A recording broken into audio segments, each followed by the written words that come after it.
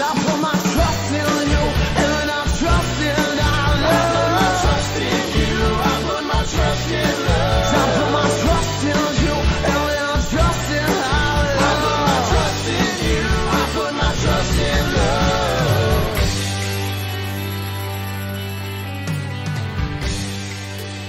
Hello friends, my name is Dave Miller. And I'm Niall Spain. We are your fuck buddies. We are a dating and sex advice podcast where we take your sticky, sexy situations and turn them into sexy, sticky situations. Simply put, we are a sex and dating advice podcast. We find questions either online or from our wonderful listeners. We answer them right here, right now, in your ears, every Monday. We've never missed an episode. Occasionally we're on stage, and I just realized we have almost 4 months of extra content on our Patreon. Mm-hmm. So that's 4 back-to-back months. If you start listening now, you can listen for 24/7 for... That's not true. No. You get the equivalent of 4 months of us releasing weekly episodes. But more importantly, you would support us and help us. So if you've ever gone, hey, I'm happy I'm listening to these guys, you're legally obliged to join our Patreon right now. Yes, and if you're wondering, oh, what does this support do for you? What does it mean? What does it matter? It does a lot of stuff. One, I had to replace the little device that we use to record our live shows because I did somehow manage to fuck it up so badly at our last show that we weren't able to record it. I can tell you want to interrupt me so bad. Look at you. I can see you. I can see it brewing inside you. Because of the support on Patreon, I was able to wander into a store today and without a second thought, purchase a new recording device. And it didn't come out of our pockets. You are making the live show, and in turn, now you get to hear the live shows eventually. Yeah, because what I was going to say was that we had a pretty fun episode last month, and you're never going to hear it unless you were there. And it got wild. Yeah, it sucked a lot, and I was very angry, but I knew that our wonderful patrons had our backs and that it wasn't going to be the end of our live show recordings. On top of that, it also helps things like we have a wonderful editor now. It has freed up my life. I can actually do things on the weekends now instead of just toil away and edit. I do that on my other show. But I do want to quickly just circle back to last week where we thanked our incredible editor. I did mispronounce his name, and that is my bad. I apologize. On paper, when it's written, it looks exactly like the name of one of my professors in college, which was Sujith, but it's actually pronounced Sujit. So my apologies to our wonderful editor, and thank you. Yeah, thank you. Now, I'm reading reviews for our live show that we just did a couple days ago, and some people say it's the best live show that hasn't happened yet, which doesn't make sense, because it has happened when you're listening to this. Yeah. Reading this, it's happened. Or sorry, reading it hasn't happened, but listening, it has happened. It's time for a question, guys. We got lost in that sauce. You ready? Yeah. This is by Mysterious Joke 7408. I, male 20, have an opportunity to make $24,000 in the amount of 4 months, but it would cause me to be out of state, being away from my fiance, female 20, of 3 years. After the 4 months is up, I would come home with a minimum of $15,000 of free spending money, which I would still save. My company has given me an opportunity to go out to California for 4 months at a minimum of $1,500 a week. I did all the math, all my expenses, and I could come back home after 4 months with a solid $15,000 saved. Now my focus is to go out, make this money, and sign up for college in the process, so when I come home, I'll immediately go into school. With the $15,000, my plans were to marry my fiancée and move her in with me because I'll be able to use it as a building block to keep saving more money. She told me $15,000 isn't enough money for me to be gone for 4 months. She trusts me in the sense of I'm not going to go out there and cheat, but she hates the fact that I'll be gone for so long, which I can understand because I would miss her like hell too, but it's not like I'm losing all forms of communication with her. And no, she's not able to fly out with me, sadly. Again, my reasoning of making this money right now is to help start me and her a future, and it doesn't seem like she can see that in any way. I could be missing something, so in no way am I saying she's wrong for having those feelings. I just feel as if this is an opportunity that I shouldn't be letting slip through my fingers onto another person. What should I do? Go to Cali or stay home? This is tough. Because long distance relationships, regardless of how long outside of a small little vacation or a weekend away or whatever, 4 months is a long time. It is. 4 months is a long time to be away from your partner. So I get it, but the reasons why you're doing it is to facilitate a better life together when you're back, right? So you have to look at it. It's like, yes, this is 4 months away, but as you said, it'll be able to give you the foundation to go to college, get a better education, be able to live with your partner, which means effectively more time spent together, more quality time spent together. So like the benefits, in my opinion, far outweigh the negatives of being like, oh, we'll be away for 4 months, which sucks, sure. But in the long run, you look at it and you're like, cool, we then get to move in together. We then are able to start building a more stable life together because of it. See, I feel like 4 months is long depending on your relationship, right? Like if you're just starting off, you've been dating for 4 months. Yeah, 4 months is insane because it's 100% of your time you've spent together. And you're not strong enough at that point, I imagine, to withstand that. And it's going to be difficult. You're fucking engaged. You know what I mean? It's like you've been with each other at least 3 years. You're still young, but like 4 months isn't that bad, in my opinion, especially not these days when the world is fucked and we're all fucked monetarily. 15K is going to go a long way, especially in such a short time, towards making your life better. And like, you can Skype, you can Discord, you can play, you can do so many things long distance that like, you know, you can make it work if your relationship is in any way strong. I don't think it's a big deal. I think you got to talk to her and just be like, look, I could stay and you'll feel comfortable and we'll just coast like we're doing. Or I could go and then we're going to be in such a better position financially. Like what, you know, if your girlfriend can't, or your fiance can't live without you, maybe she needs to like establish her own life a little bit more. Yeah, if it's a codependency thing, then I agree there's an issue. But I think you do need to sit down and be like, you laid out what the plan is for the money, or have you just been like, it's 15K? Because you said like, oh, my plan is to do this, this, and this. It's like, great, you know that. Does your partner know that? Because that's a much different thing. Like, if you were just saying like, hey, I'm going to fuck off for 4 months because it's good money, then like, sure, I can understand being like, okay, I guess. But if you're like, okay, great, that money is going towards X, Y, and Z, which benefits us for these reasons, then like, I think that's a much more cohesive argument for your case than just being like, I want to make some extra money, so I'm going to go away for 4 months. Even then, though, it's like if you have a good partner and it's good for you, whether it's financially or, you know, with regards to your job prospects, they should want to support you.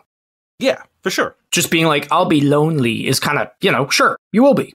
That's fine. But like, I'll be lonely, so fuck you, you don't get to have this benefit is shit. Yeah, that's true. I've done long distance relationships. I did a 4 month stretch. Or actually, I did a year stretch, but it was kind of broken up into like 4 month stretches because we would visit and like, it was fine. I didn't benefit. I just got a degree out of that. And look where it got me. Yeah. Podcast. Yep.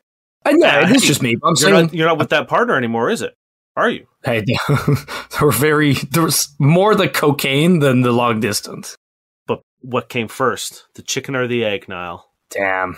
Chicken. Okay, yeah, I changed my answer. If you leave for 4 months, she's going to not even be able to go to a midweek movie without sneaking off to do cocaine in the bathroom. Then she's going to make the movie terrible. She's going to yell at the screen the whole time. And it's just going to be really bad. Yeah. There we go. That's the answer to everything. That's the answer. Great. I have a question for you now. Whoa, that's weird. Yeah. This is from 21 Cold Player. What does it mean to beg during sex? My boyfriend wants me to beg him during sex, but I'm confused on when I should do it, how I should do it, and what exactly I should say. Someone please help. Please. Sex, please. Hold out your hand and just, sex, please. It's like a dominance thing, right? Where she wants you to beg for it. You know, she wants you to be like, she wants the power rush of like being in charge or... Incorrect. It's, he wants her to beg. I got distracted with this funny joke in my head. Niall's listening skills 101. Stop listening because you have a joke and just wait until you can say it. How often does it happen? Once. Same thing. It's like he wants the power rush or like the domination. It could also be like what's the word I'm looking for? Like the validation, or like he wants to be wanted. He wants to feel like sexy and hot. That's like, Just say please. Get on your knees. Ask for what you want. It's pretty easy. It's also like, I think the fun thing is like the begging aspect of stuff is also like, I think it's like a sneaky praise kink as well. That's what I meant by like the validation, right? I think a lot of people don't realize, and it's something I've realized about myself where I was like, oh, I don't have a praise kink. Because like when I think praise kink, I think of like someone saying like good boy to me, which does not check any of my boxes. That's ick for me. Yeah, I do not like that. But someone being like, I want to suck your cock because you deserve it, or you deserve this and you deserve that. That, for me, I'm like, okay, I like that. And that very much is like in the realm of a praise kink because they're saying, I'm doing a good job and therefore I get this. For begging, it's very, very simple. It's like, I love to like phrase or like reframe kinks when some person is asking it of another person to be like, great, this is an opportunity for you to directly communicate with your partner within their kink what you want, right? So if you want more oral sex, if you want him to go down on you, you just beg for it. And that's your way of satisfying his kink while also communicating your needs and getting them met, right? It's what we call a win-win situation here in the old podcast biz. And a lot of people, and I think like, you know, one of the common things we see in like every question, you know, one of the most common things I see is, you know, oh, they want me to dirty talk more. How do I do that? How do I dirty talk? It's like, well, just ask for what you want, but every now and then, like, call yourself, be like, I want to be your slut and I want this. More importantly, talk about what kind of dirty talk and you want to engage in and what is, you know. But yes, exactly that. And that's the thing. It's like, you don't have to be like, oh, I guess I got to beg for this thing I don't want. Damn. It's like, no, you beg for what you want. And again, win-win.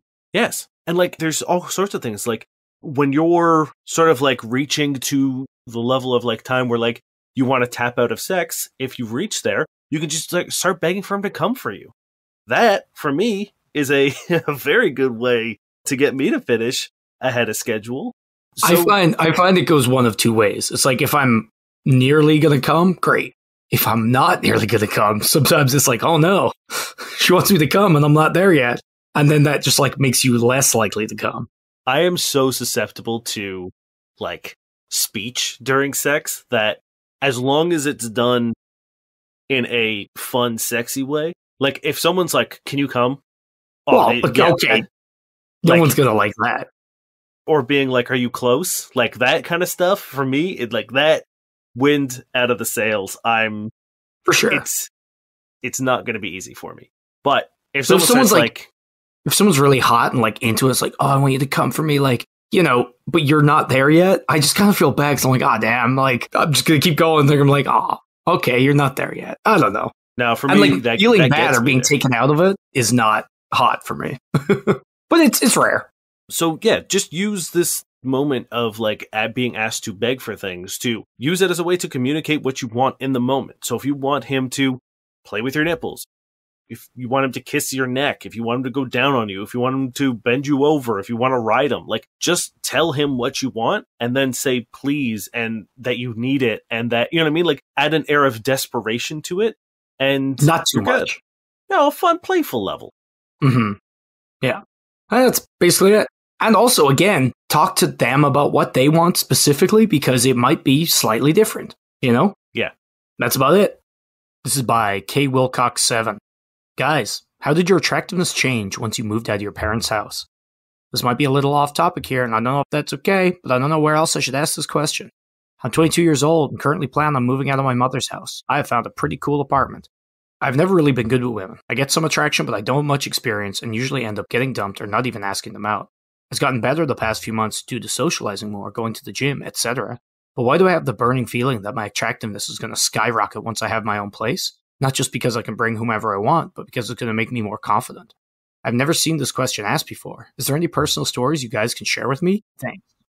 I mean, is your dating life going to get better when you have your own apartment? Yeah, for sure.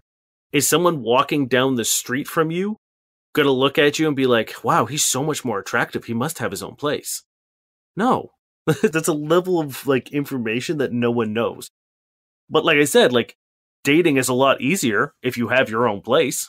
Dating is a lot easier if you have your own apartment, for sure. but I don't think it's going to change how attractive you are to the like outside observer.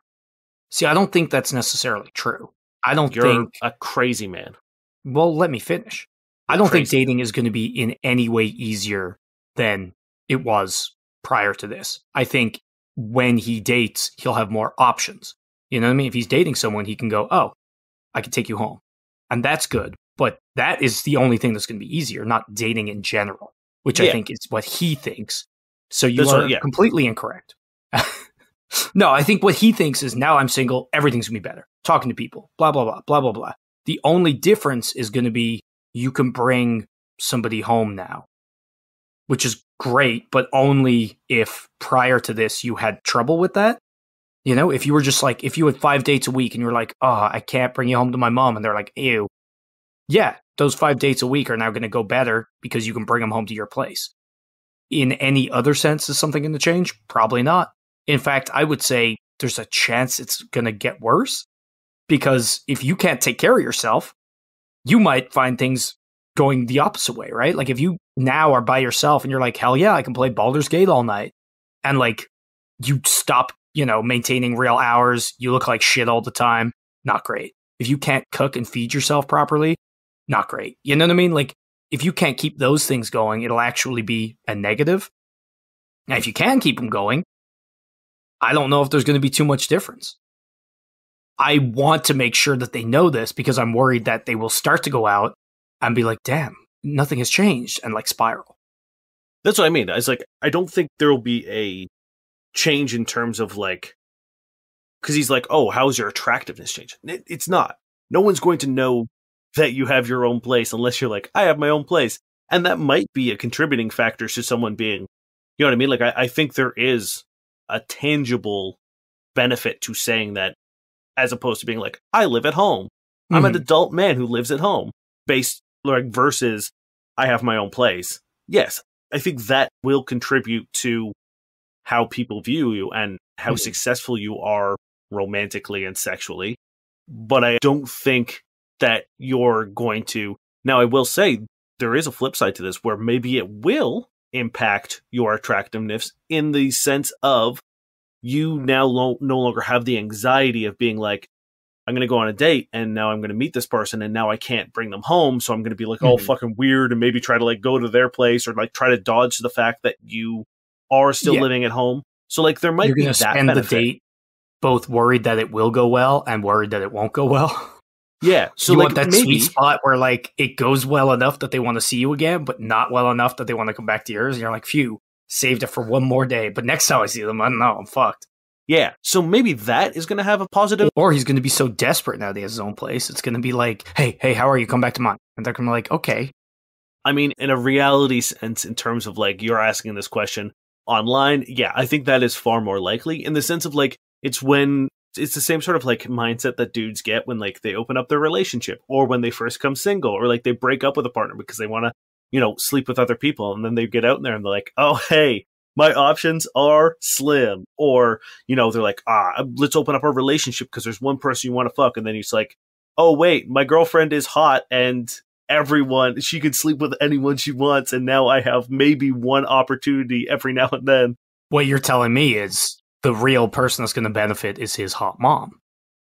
That's honestly, yeah. His parents are probably going to be like, fuck, we can finally bone down wherever we want without fucking worrying about Jeremy coming home from school.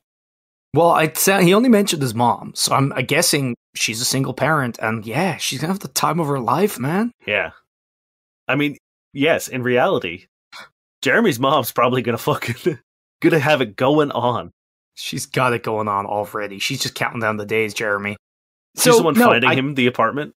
Yeah, oh, for sure. She's like, don't worry, here you go. First month rent paid. It's like, Mom, it's a nice place. Why is it at the complete other end of the city? So you don't hear, Jeremy. So you don't hear. So we won't come across each other in our fucking Tinder radius. Yeah. But no, I don't think it will change much. And I think you need to be aware of that so that you don't either put too much weight on it or spiral when it doesn't work. Oh, and like, by all means. Do you think anyone's ever come? I mean, someone must have come across their mom on fucking Tinder, right? We should ask. That's got to have happened. Go on Tinder and just be like, hey, I need to know. I'll do it right after this episode. Look, never happened to me. Yeah. Yeah. My mom can't use a phone, nor is she single. So, too great. I think it'd be devastating if either one of us came across either one of our moms. Yeah. I forgot the question now. I think we answered it. We answered it. We got close enough to the answer. This is from Wholesome. A bunch of letters and numbers. Every time I have sex, I avoid eye contact due to being too shy. I tried like 1,000 times. I still can't get it done right. When I give oral, can't look him up into his eyes. When he's on top of me, I can't hold that damn eye contact. Don't get me wrong. I love sex. I love the connection between me and my partners. But I don't think I'll ever manage to keep that dumb eye contact. Last night while I was having sex with let's say a good friend, he looked straight at me, and while he was on top of me and I was so shy, I started blushing. My face literally turned red. He told me that he loved it, but I don't know if he just said that to make me feel better or if he really meant it. Any takes on this? How should I do something about it? Thank you. I'm sorry if this is the wrong place. My key thing I was going to say was like, are you sure people want that eye contact? Because there are moments and times where, for sure, but like, you don't want too much. And it feels like this person is putting a lot of importance on eye contact with absolutely no mention of anyone requesting or wanting it. In fact, the opposite happened, and they were like, I don't believe them. Yeah, I think there is a level of eye contact that can be a little too intense and a little unnerving sometimes. For me, I'm assuming this is the second eyes are hit, there's like a internal panic. And like, I've been with people like that, and I've definitely clocked it. And I'm like, oh, okay, you're weird about this for some reason. And that kind of like takes me out of it, right? So I think I just find it really weird to be like, oh, I'm shy. Like, oh, I can fuck, but I'm shy. It's like, get the fuck over it. You're a grown-ass adult. I'm sorry. That's like, kind of what it is. I'm sorry. It's like, but my thing is like, you don't have to not be shy, right? Yeah. For me, if you make eye contact with me and there's a moment of like vulnerability and a moment of like timidness and a moment of shyness, that's really fucking hot if it's genuine. Mm-hmm. And I'm not asking for you to lock eyes with me for the entire fucking time. But if there's a moment where like, if we're talking or if I'm talking to you and I'm making plans with you being like, hey, do you want to ride me? Hey, do you want me to bend you over? Whatever. And you look at me and there's like a moment of sort of like timidity. Yeah, that's fucking hot. Like lean into it. That's a superpower that you have. Let yourself be shy. On the flip side, if you just can't look at me or meet my eyes ever, grow up. Yeah. I mean, like grow the fuck up. You're having sex. Like you should be able to do this. Yeah, and like try to maybe figure out what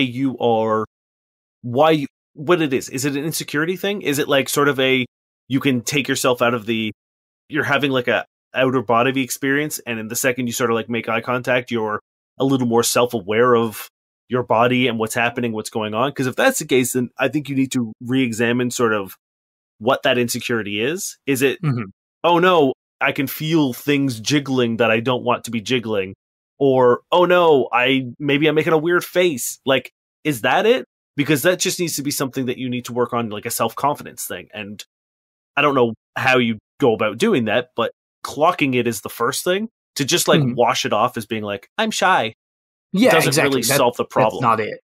Yeah, you can like do a lot of self-examination. You can work on things, but you need to be cognizant of what the actual issue is. And, you know, there's always therapy. But just being like, I'm shy, I don't think that's it. Yeah. And like I said, there's nothing wrong with being shy. It can be hot if you lean into it and are genuine about it. But you need to figure out what the cause is and sort of attack that first and figure out what it is. Because I think the more you lean on this, like, I'm shy, I can't do it, nothing will ever work, the more it's going to become weird for you to try it. Because you've got like the two layers of like whatever it is that makes you uncomfortable at eye contact.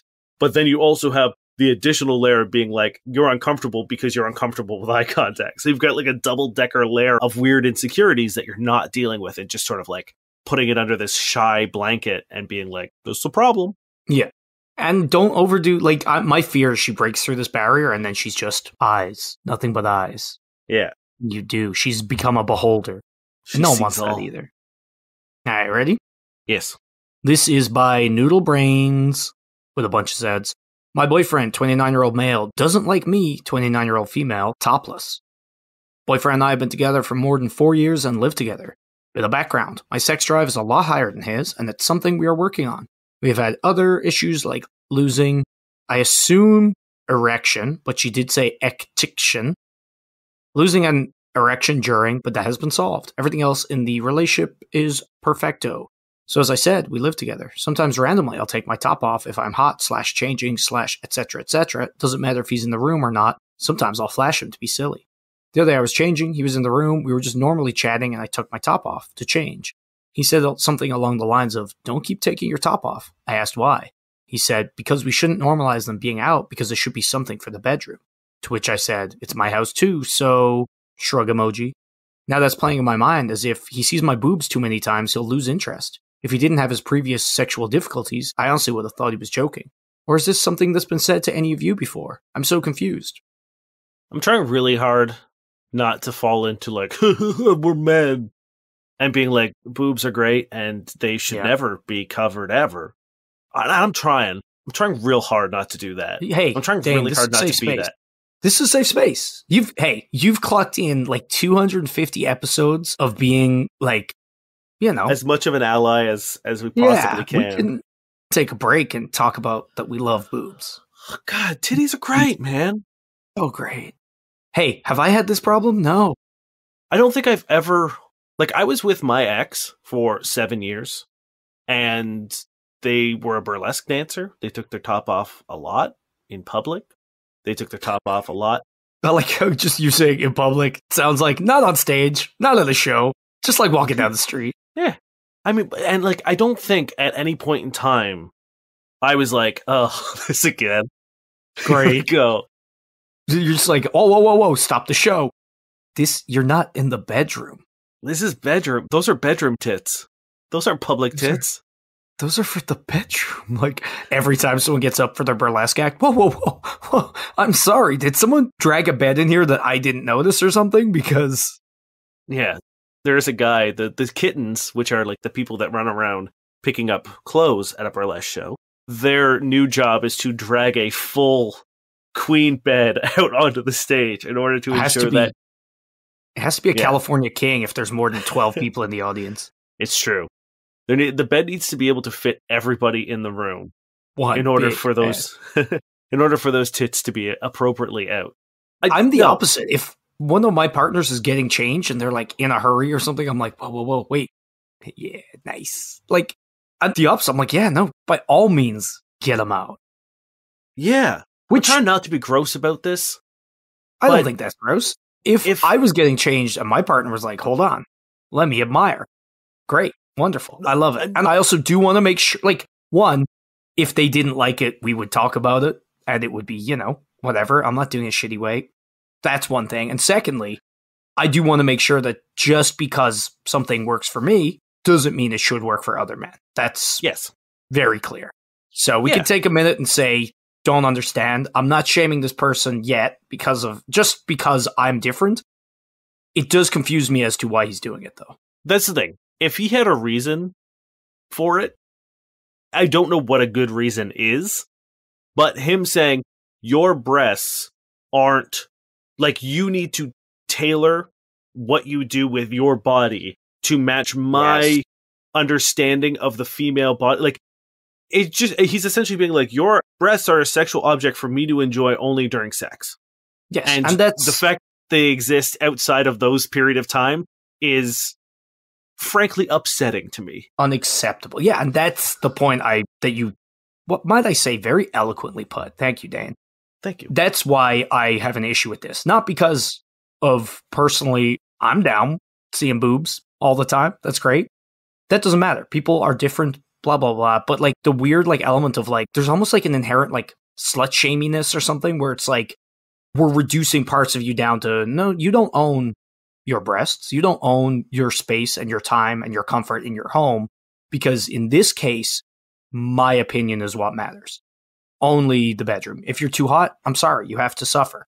If you're getting changed, like she was getting changed as well, which is the worst thing. So it's like, she not allowed to get changed? Now, so like with him, if he was like, hey, when you flash me randomly, it makes me a little uncomfortable. I don't know what to do. That's fine. Because Sure. it's the same thing. It's like if I walked up and my a partner was like working on, at work or whatever, and I just walked over and just like slanged my dick and was like, hey, look at that. I would get it. They would be like, hey, I don't want to see that right now. Sure. I feel like that is an acceptable reason. But if you're just in the room and your partner is getting ready for work and there's like no sexual, it's not like she walked over and like tried to make you motorboat her or something, right? Like I'd understand if she was like making this a thing for you to deal with, then I would understand being like, hey, sometimes I don't want tits in my face, or sometimes I don't want you to like, aggressively show your tits at me. It's like, okay, that's fine. Cool.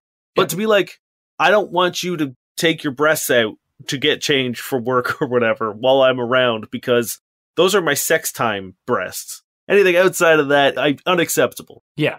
And like, again, if you were chilling naked on the couch because it's very hot, also fine. Yeah. Yes. If you're just existing in your skin, someone doesn't have any right, especially in your own fucking home, to tell you to do something different with your body, so long as it's not making a mess and not actively causing any trouble. And now I will say, obviously, and this covers what Dane just said with the trouble, if you have roommates, if someone's visiting, those are different situations, and we all know that. Me and Dane don't need to spell it out for you. Yeah, consent is still important when it comes to nudity. Yes. Like, we've had questions like this where it's like, oh, my female roommate walks around naked all the time. It's like, you didn't consent to seeing someone naked, and therefore it is an unacceptable thing. But in a relationship, I think and in your own home, I think there is a sort of a blanket rule of being like, you're probably going to see your partner naked every now and then, just by circumstance. And if you're not cool with that, might be something you need to figure out on your own time. And like, hey, if both of you are for some reason on the same page where it's like none of us want anyone naked at home, sure, you guys can talk about it and that's fine. You can't just be like, no, you can't be naked. No, you can't take your top off. Your tits can only exist in the bedroom unless they are covered fully by cloth. Yeah. It's dumb. I hate it. And I would like you to get better. Yeah. But I would say talk to him and just be like, yo, you realize you can't, like, maybe he was joking. Maybe it was a stupid thing. I don't know. But be like, you realize I can be naked where I want. And like, it's my home. And you don't get to dictate my comfort and or level of clothing just because you made an arbitrary fucking decision. Yeah. And if he's like, yeah, you're right, great. Or if he was like, oh, sorry, it was a dumb joke, great. But if he's like, actually, jettison him into the sun. Yeah, I mean, I think this is a great learning opportunity with your partner to be like, if he's like, actually, no, it's like, you're my girlfriend and I don't want those out and blah, blah, blah. It's like, I think at that point in time, you could be like, hey, you suck shit so bad, dude. And I think that's a great thing to learn about your partner ASAP. 100p. You got another one? You want me to hit you? No, I got one. Neighbors keep complaining about us having sex. Please help. This is from Finger Waves G. Hello, everyone. We've been living in an apartment for 5 months now. Beginning, we did not know how the sound installation situation was, so maybe we were a little careless about the noise. The downstairs neighbors wrote us a letter letting us know that it was bothering them, which we completely understood. Ever since, we have been very careful. We don't have sex after dinner time. They seem to go to bed quite early, and we barely moan anymore. The issue is that we'd been in the middle of it, and they'd interrupt us by knocking on the ceiling telling us to stop. Now, the insulation is not that bad either, and we are extremely careful, so I doubt they hear more than the noise the bed could make. These neighbors are always at home as they don't work. The situation is taking its toll on our sex life, and we are having less frequent sex, and when we are having it, we still have those neighbors on our mind, which is frankly taking the enjoyment down. The building management are strict people that tolerate no noise, so we are afraid that if they keep going, neighbors will have to take matters into their own hands. Or neighbors will take the matter to them. Do you have any ideas what we could do to keep enjoying each other without risking getting expelled? That sucks. I think step one is to try to limit, like, they never made mention of, like, carpet or pads on the bottom of the bed, or putting something between the headboard and the wall. And it's like, if you haven't explored those options, maybe consider it. You know what I mean? Like, if there's something you could do that easy that will, muffle the sound, great. But realistically, there is only so much you can do. Put music on, You raise a good point of being like, sometimes you do have to go a little above and beyond. Neighbors can be finicky, whatever. Mm-hmm. And I love that you are like, hey, we didn't know, our bad. We've taken steps. They told us about it. We took steps. That's great. Yeah. That's the respectful thing to do. Even if it is a step a little too far or seems a little extreme. Your neighbors asked for something. You accommodated them, I think, in a very fair way. Now makes a good point. Check to make sure that your bed isn't aggressively squeaky. Make sure that it's level so that one bed post isn't, or like one leg isn't like conk, conk, conk, conk every time you fucking thrust. There are little pads you can actually get for the corners of your bed if you have like a weird bed frame that doesn't really have a headboard that you can sort of like just slot onto the sides of your mattress or the frame. So there's a ton of different things that you could do, as Niall said, to sort of soundproof your sex situation. I do not think that it is like you pay rent just as much as they do. Sex is a part of fucking life. Mm-hmm. And if they've got a problem, if you have literally stopped having sex after like 7 p.m. or whatever on their behalf, I think that is incredibly graceful, right? That is. Yeah. And I think it is too much. I think that's, you've done more than you need to in this. So they wrote you a letter. I don't think there's any harm in penning yourself a letter being like, hi, we apologize if the noise is too loud, but here are the steps that we've taken. We don't have sex after this time. We have made sure we've like insulated our bedposts, our bed legs. We've WD-40'd every squeaky joint, but we are 100% within our right to enjoy private moments in our home, especially since we've taken all of these actions to make it better for you. I apologize if it's still, but put on some music for it. You know what I mean? Like, maybe there's something you can do on your end. Goodbye. Yes. Can we meet somewhere in the middle? Yeah. Give them some earplugs with the letter. I would say don't say we've stopped having sex after X time, because I don't think you ever should have done that. I think it's a very nice thing that you've done, but also I don't want them to have it in writing in case one day you do, and then they're like, aha, you broke this rule that you arbitrarily set. You know what I mean? Like, don't give them more ammunition.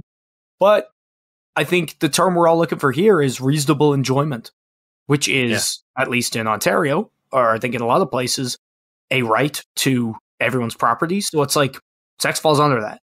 Once you're not fucking destroying the wall by slamming a bed against it and roaring obscenities at 1 a.m, you're probably fine, even if the landlord does turn around. Now, I don't know housing laws here, let alone in fucking the States or wherever you're from. So that's on you to look up, but like, you are entitled to reasonable enjoyment, in our opinion. So do what you can, right? I think you're on the right track here of like, you're working towards it. You're not just like, well, fuck it. You're good people. You're nice people, but you also need to be able to enjoy yourself. And it's like, if you've done what you can and they don't care, just fuck through the banging. Bang through the banging. Yeah, just use their banging as your metronome. Yeah. And then it'll sound like you've stopped, right? If they're banging. It's like when snipers try to like time their shots with like artillery fire or like, other stuff. It's like, yeah, there it goes. Or just like Pavlov them and start like playing the one song every time you fuck, but then like play that song when you're out, and then they'll be like, you're having sex. You'll be like, we're not even home. We're not even home. You're making it up. They won't even know when you're fucking anymore. Yeah. Or tell them you guys don't have junk, and like they must be hearing ghosts or something. Yeah, just be like, we don't have sex. We're brother and sister. we don't have my sex. Junk fell off, bro. Yeah, are you mocking me? Did you hear about my junk problem? And now you're trying to, you having too much sex because I can't have any, bro? Bro? Is that what you're saying? Hey, are you making fun of my canitis? I'm Knuff, okay? How dare you? I've had enough of what you're doing down there. And this is absolutely unacceptable behavior from you. These people are being very good. These people are definitely old people, right? They just wish they could be fucking. Maybe send them some Viagra. Then turn the tables on them and start banging on the floor. Or do the shitty thing we all want to do, and the second they make any noise, bang on the floor. Oh, man. Don't do that. It's I used to do it. Yeah, it's bad, but I've done it. I've been in that world where just like anytime I did anything, my downstairs neighbor used to like, so I started doing it. Like anytime their like kid cried or whatever, I would just start kicking the floor. It's not a good path. It's not good. No, nothing. There's no benefit to it at all. That's why Dane lives in the closet now. Pretty much. I think that's going to do it for us this episode. But what it does mean is we're going to hop on to some online dating platforms to review some profiles for your listening pleasure. And also for those of you who are on the dating apps to maybe give you some insight, some tweaking, some changes you can make to your profile. If one of these profiles sounds a little bit like yours, or we talk about something that's on your profile, maybe consider going back and giving it a little edit. So we're going to hop on to, what are we doing today? You want to do Tinder, Bumble, or Hinge? I'll hit you with a Tinder, and then Okay. You're going to hit me with some live swipes on Tinders. This is Kennedy. They're 28. I don't know which one they are because their picture is themselves and a friend, both women. They are topless, wearing like skin-colored pasties over their nipples, both in zipped-down jeans in front of like what they look like they're in the middle of packing suitcases when it happened, just because there's a lot of open suitcases and clothes everywhere in the background. Okay. And they say, not feeling funny right now, waiting on the manic episode to fill this space for me. Great. Cool. This is not good. We've talked about it a lot where it's like I'm not a big fan of using mental illness as a punchline, especially when it's this like trite, you know? Like I'm all for maybe mentioning it if you've got a real fucking If it's pertinent, sure. But like I also feel like a lot of people do it when they don't have the right to. Like she might not have manic episodes, you know what I mean? Yeah, that's like I do feel like a lot of people use like OCD or insomnia or whatever, and like no, you have a hard time falling asleep, but you're still asleep by midnight. Like that's not insomnia. Sorry, you can go fuck yourself. Or people being like, I've rearranged all of my books into alphabetical order because of my OCD. It's like that's not OCD. You're just particular. So yeah, I feel like the likelihood of you, one, if you do have manic episodes, like I don't want it to be a punchline on your dating profile. And if you don't, then it's kind of not derivative, but you know, it sort of diminishes people who do have to deal with that in their own personal day-to-day life. But also, if you do have it, you're telling me that you can't function aside from it, you know what I mean? Yeah, that you're not really like taking care of your mental health. Yeah, you're not on top of it. It's like, oh, I can't be funny. I can't talk about my personality. I can't do anything unless I'm manic. It's like, oh, so you're not handling this. That sucks. Yeah, because what you're saying is like, I'm not going to be fun to be around unless I'm having a mental health crisis. Yeah. I don't want. No, it's all bad. So, Kennedy, it's not it. It's going to be a 0. This is Aria. Aspiring future trophy wife. Ready for my soft girl era. Not looking for hookups or guys seeking princess treatment. The fact that I need to put that in here is sad. Fully ready to find a king to treat as such, but let's be clear about who fills the princess role. Weird. Well, they're the guys looking for the princess treatment. I mean, I guess it's like beta men. I guess it's just like a weird... Is this the new way of like calling dudes beta? Yeah, I guess. I want to know like specifically what she has encountered. Like, you have to pay for my dates and you have to pick me up. Like, is it the shit we see? Where it's like, no girlfriends unless you've got a 6-figure salary, your own car. It's like, I won't pay for a date. Because if so, sound off, Jack. Good job, bud. Bud. Is it like when I get ready for a date, I go to the barber's and get my beard done and my hair cut and my eyebrows done. That's at least $400. Then I go over to fucking Blue Notes or American Eagle and pick up a new plaid shirt, which is at least probably like a 2-for-1 special. $17. Yeah, like, is it like that shit? Is that what dudes are doing? Like, is that an option for me? Can I do that? Yeah, I'm with this. I think it's our time. Yeah. Maybe I am into a praise king. I'm pretty disgusted that this person is so willing to reinforce like the gender binary, right? Where they're going to be like, hey, I'll treat you, you can have the king treatment, but I get to be princess. It's like, it's our turn. You've been princesses for so long. When do we get to play princess? Yeah, you be the king. Yes, I'll be the thank princess. you. Sharing is caring. I want to break out of the palace and find a rapscallion ruffian who has a pet monkey. Yeah, and also get my token fucking talking animal. Right? I want to be fucking forcibly engaged to who is very obviously a villain and be rescued from it so I can find my own independence. Yeah, thank you. I want to have all the musical numbers. I'll give you one that's probably not going to be the best one, and I'll get all the best ones and then the Grammy. Yeah. I want to be played by Idina Menzel. Yeah, I do, actually. Or Mandy Moore. Because Tangle also slapped. Tangle was great. Yeah. I won't even try to fucking pronounce the incredibly talented young woman who played Moana. That's fair. Do you think when you realize that's like your Disneyfication, like you did just get, engaged to someone who's very clearly evil and you've just fled the castle and you're like, shit, this is the point at which I get my talking animal, and you're like, damn it, there's a bunch of rats over there. I gotta try to distance myself from them so fast and find something cute, or I'm gonna be stuck with a talking rat. You know what I mean? Yeah. You're like, I need a foxborough ASAP. Yeah. I need to find a scampish little skunk or something. A they're stinky though. Yeah, but they're boys. They're so cute.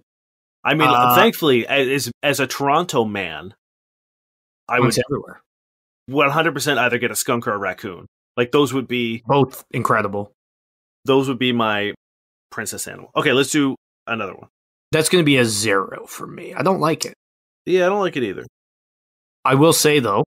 Fuck, what was I going to say? I can't remember. I don't know. I will hit you with this one, though. This is blank. Travel nurse. Looking for someone to make me settle down. Tired of paying on first dates. Upside down smiley face. If you can't afford to buy a beer, you shouldn't be dating. I mean, I will say she's not wrong with that.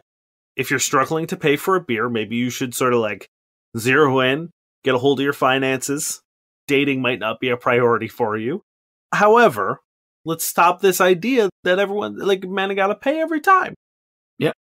I still 100%. hold everyone knows my stance on paying for first dates, but it's more of this sort of like, let's be fair. I don't love it. Our stance on paying for first dates is still a holdover from bullshit thinking of the past. You know what I mean? Like, there's no real reason behind it other than we still feel obliged to. And that's fine. But I would say blank. If you can't afford a beer, maybe you shouldn't be dating. Yeah, that's a good point. Unless she's being forced to pay for sure all of the if date it's every like time. Every time. There's a lot of princesses out there, I guess. Are we just we're missing owning the fuck, man? Are we missing the princess era right now? 2023 is the year of I'm ready to enter my princess era. Maybe 2024 will be our princess year. We've got about a month and a half to find a cute little talking animal. I mean, Oliver's not a talking animal yet, but he definitely has to be my animal companion. Like, I don't... He has... No, but I think it's funnier if you get a different one and then they have a rivalry, but then they become best friends, and it's really cute. Maybe I get like a girl raccoon and they fall in love. Ooh, cute. Yeah. That is going to do it for our show, friends. Thank you very much for listening. Once again, we've got another live show coming up December 7th, Black Sheep, Toronto, 7 p.m. as usual. Hopefully tickets are up by now. I'm going to try to make sure that they are. If not, they'll be up soon. Keep an eye out on our socials and all that good stuff to find out about that. Did you say the date? December 7th? Okay. Pretty sure I did. I don't think you did. I don't know. I'm Whatever. I'm like so 90% sure I did. But December 7th. Yes. We're doing it a little earlier because we don't want to get lost in the holiday shuffle. So we're trying to do it a little earlier to catch everyone before they fly away home or whatever. Also, the end of the month is just my birthday season. So, Yeah, exactly. Thank you to Josh Eagle and the Harvest Cities for their song Paper Stars. If you have ever considered it, do please support us on Patreon because, we work very hard. We do. We do. And we love you. Thank you to everyone who does support us. You're fucking legends. Ready for some really bad sex writing? Yeah. This is I was getting really comfy there. This is by Bubba Jones, and I believe it's a Twitter response to a woman who just turned 31. Gotta get juiced up with cum quick before those ovaries dry up. 31 is only 6 months away from menopause. That's factually correct, sir. Yeah, we all know it's 31.5 is menopause. Yeah. And you gotta get juiced up with cum quick. And we all know that, like, once you hit menopause, your ovaries they, like, get Thanos snapped. They just dust. And the only way to save them, juice them with cum. As quick as possible. As quick as ASAP. We need 5 cc's of cum juice. Stat. My name is Dave Miller. And I'm not Spain. And we have been your fuck buddies.